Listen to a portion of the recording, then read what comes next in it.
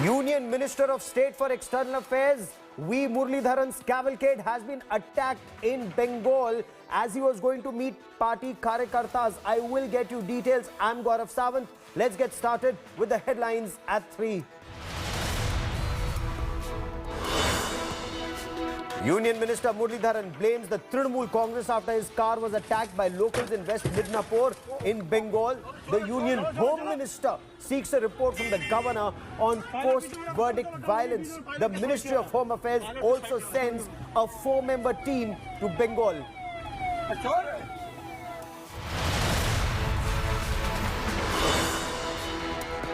Congress accuses BJP MP Tejasvi Surya of communalizing bribe for beds scam. Questions singling out of minority community employees working at the hospital.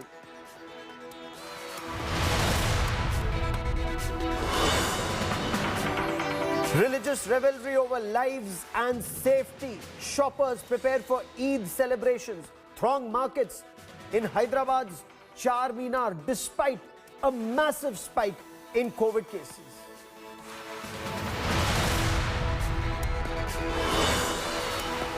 Centre informs the Supreme Court that 730 metric tons of oxygen has been supplied to the national capital after the Supreme Court's orders yesterday. Centre claims that distribution crisis is the cause for the problem in Delhi.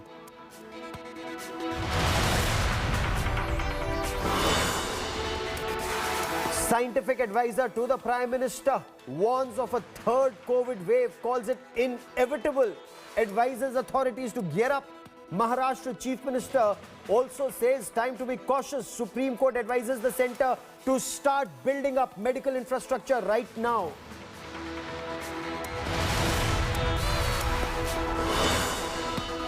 In the United States, Joe Biden administration supports waiver on vaccine patents. World trade negotiations expected soon. Prime Minister Narendra Modi had spoken to the US President on this issue just last week.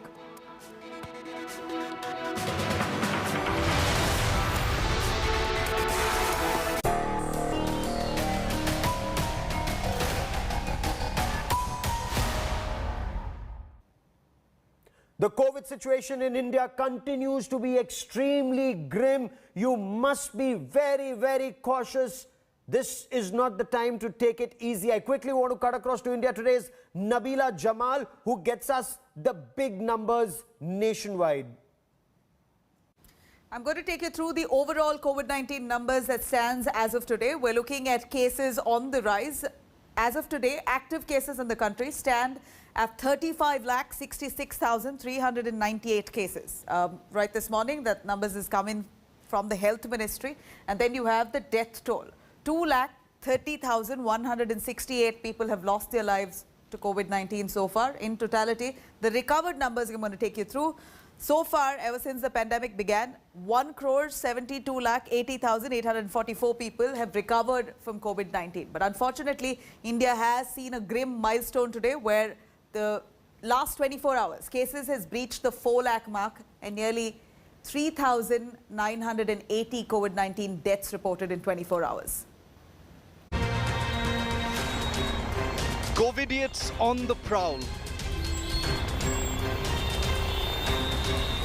Eid shoppers throng markets.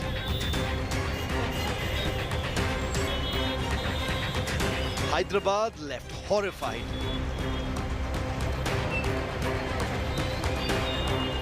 Charminar area turns into a crowded free-for-all. And all this while Telangana records its biggest ever spike. COVID safety loses out to faith. Festive revelry over saving lives.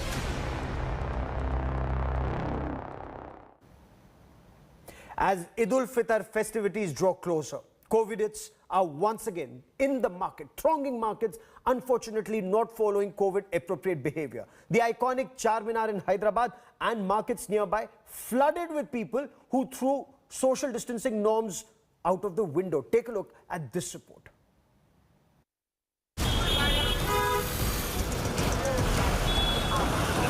Hundreds of people out shopping. That's right, shopping in this huge crowd amidst the second wave. No question of social distancing. May not even be bothering to wear a mask. This is the iconic Charminar in Hyderabad. You'd expect that amidst a deadly second COVID wave, that markets here would wear a desolate look. It's, however, exactly the opposite, as you can see. Hundreds of people throng the markets in old Hyderabad as Eid ul-Fitr festivities draw closer. These COVIDiots have chosen festivities over their lives, and this as cases are alarmingly rising in the city of Hyderabad.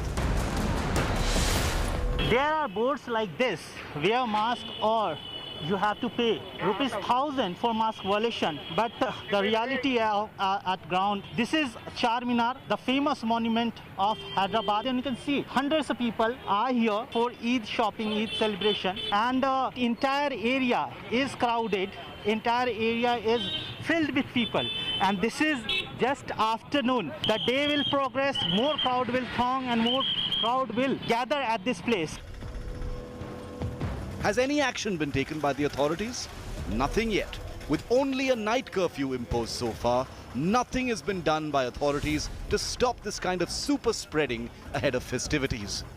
This kind of overcrowding is a matter of serious concern and has led to several experts demanding a lockdown before Eid. But the Telangana Chief Secretary claims all is well. The government knows that the situation is under control, and we also know that lockdown valna pedda upyogam ledu. We have to be careful. We have to follow the treatment protocol. Our hospitals lo evaru vasinappudu valki manchi treatment iste and evarki initial symptom vachinappudu ee medicine anni tinte evarki samasya raadu. The coronavirus cases in Hyderabad are low when compared to other cities, but what is a matter of concern is these kinds of scenes at markets in old Hyderabad and the lack of testing, something that the Telangana High Court also slammed the KCR government over. We've seen how gatherings have led to a huge surge in coronavirus cases across the country, and it was this laxity and neglect that led to the second COVID wave that has ravaged and is continuing to ravage the country. But for authorities and citizens here, faith and festivities matter more than their lives. With Ashish Pandey in Hyderabad, Bureau Report, India Today. Be it Hyderabad or Gujarat, unfortunately, it's faith over COVID-appropriate behavior. In Sanand, for example, in Gujarat, hundreds of women, they took out a Kalash Yatra for a Jalabhishek to please the gods to save their children from COVID, apparently on the instructions of the temple priest. When you see those images, you'll be shocked. None of them are wearing a mask. You can clearly see they're not following COVID-appropriate behavior either. Now, once these images went viral, the village Sarpanch and 27 others have been taken into custody. But that's not the point. The main point is, why did the administration fail to stop this? And if this is superstition, why didn't they stop this and spread facts in time? Gopi Maniar with this report.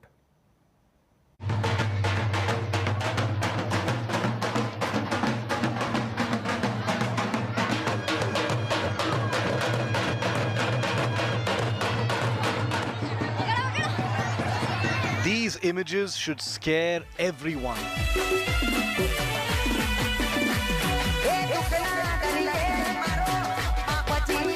They come from the city of Sanand in Ahmedabad, Gujarat.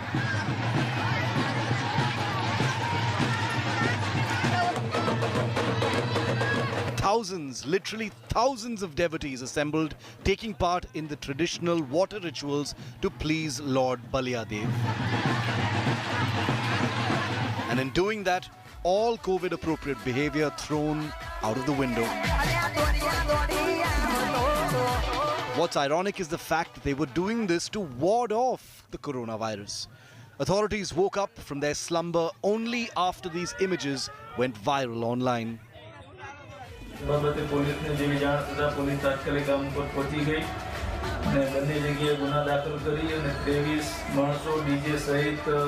ધરપકડ કરવામાં આવી છે જેમાં નવાપુરાના સરપંચ સાથે હતા એની પણ ધરપકડ કરીને આગળની કાર્યવાહી કરવામાં આવી છે. So far, over 20 people have been arrested under the Pandemic Act.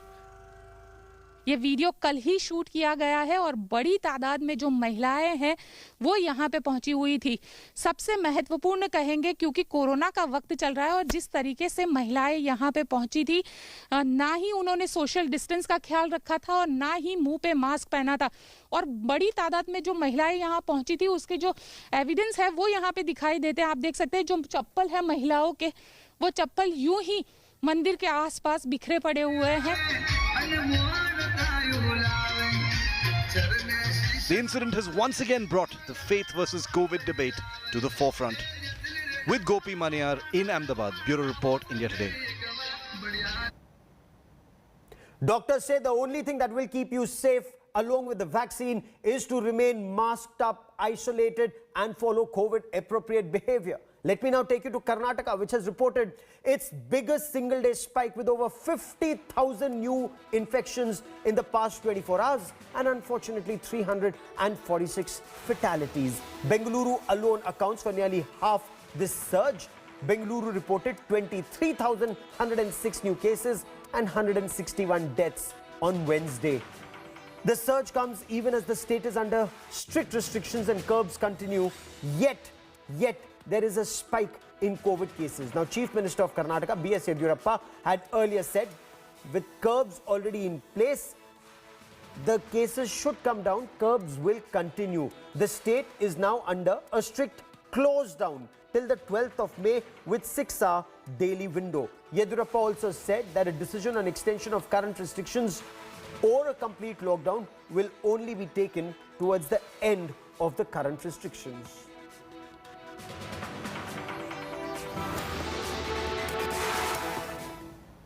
And the Congress party has hit out at BJP MP Tejasvi Surya for allegedly giving a communal twist to the BBMP bed scam. The young BJP MP had on Tuesday revealed a bed for bribe scam going to the BBMP war room for the bed allocation. The Congress says that Tejasvi Surya also only named people from one community in the scam, and this was a blatant attempt, according to the Congress, to communalize the situation. Speaking to India Today, Congress MLA Rizwan Arshad claimed that there were 212 people working in that war room, but Tejasvi Surya read out only 17 Muslim names. The Congress has accused Tejasvi Surya of playing communal politics amidst this raging pandemic. See, whoever is an accused, whether it's from Muslim or Hindu community. What the BJP MP Surya and his MLA friends did was, they counted 17 names out of 212 employed in the war room. And all the 17 names belong to the Muslim community. So that was the objection. And they asked, are you running a madrasa or a control room? So if 17 people belonging to Muslim community work in a war room out of 212, and for that also they don't tolerate 17 people out of 200 means, what is your Sabka Saath, Sabka Vikas?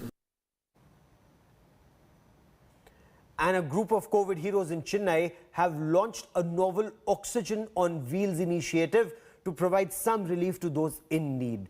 The Jain Traders body is helping numerous patients in Chennai gasping for oxygen outside hospitals. They've made makeshift oxygen dispensers using school buses. Take a look at this report.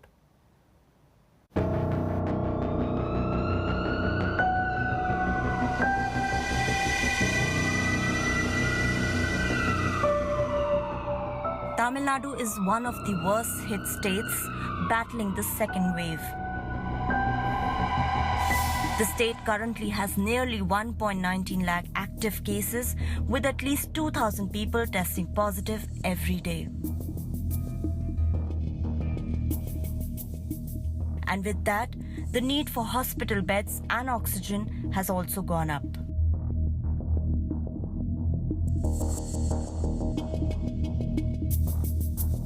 Patients and their relatives are struggling to find beds. Some are lucky, several others lose the battle, gasping for air.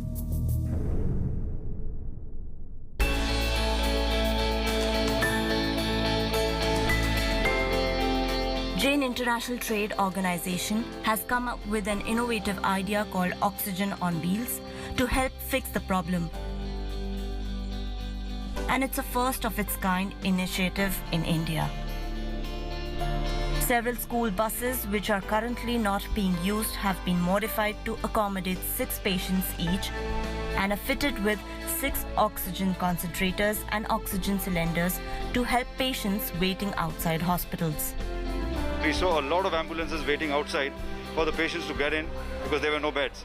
So we said till the time, like a transit period, till the patient gets a bed inside, we should create a facility, because what was happening is the oxygen level was dropping very, very fast.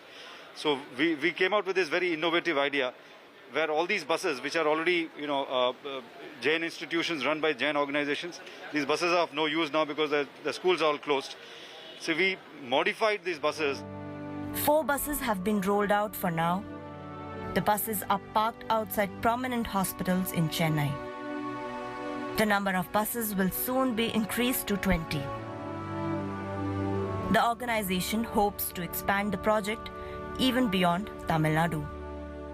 When the patients come to a hospital, they have to wait outside an ambulance, waiting for a bed to be made ready, and especially oxygen. So NGOs have come forward. They're trying to bring something as a bus, which is converted to a place where you can get oxygen. In this bus, a minimum of 6 patients are allowed, and there they could get oxygen until they get a bed inside the hospital. Such innovative techniques are also being followed, but the need of the hour when it comes to Tamil Nadu is increasing beds and oxygen points. This is what medicos are advising the state government. With video journalist Daniel, Pramod Madhav for India Today. Tamil Nadu fortunately does not have shortage of oxygen, and such efforts will go a long way in helping people. Every Indian needs to come together at this point of time to help tide over this crisis. And we'll get you more such stories on India Today. A quick break. On the other side, we will get you a report of